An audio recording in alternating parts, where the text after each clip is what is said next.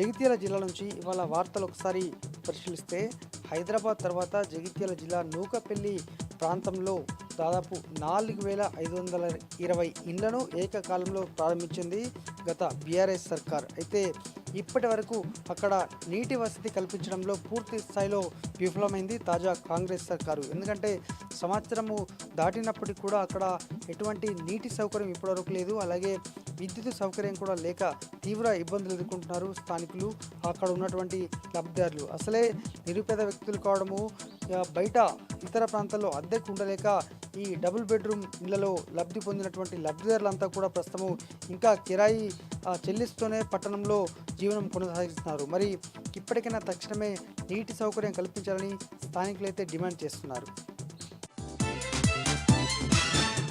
మరొక ప్రధానమైన వార్త, జగిత్యాల జిల్లా కేంద్రంలో అలాగే జగిత్యాల జిల్లా వ్యాప్తంగా కూడా కోతుల బెడద తీవ్రమైంది. ఇప్పటివరకు గ్రామాల్లోనే పెద్ద సంఖ్యలో నిత్యం కోతులు హల్చల్ చేస్తుండగా ఇప్పుడు పట్టణాల్లో కూడా పెద్ద ఎత్తున కూడా రావడంతో స్థానికులైతే తీవ్ర ఆందోళన, భయంగా ఉండాల్సినటువంటి పరిస్థితి. ఇటీవలనే మల్యాల మండలంలో ఒక వృద్ధురాలు ఇంట్లోకి చొరబడి దాదాపు 30కి పైగా కోతులు ఏకకాలంలో దాడి చేయడంతో ఆమె తీవ్ర గాయాల పాలైంది. మరి వీటి నుంచి ఎలా రక్షణ కల్పిస్తారు?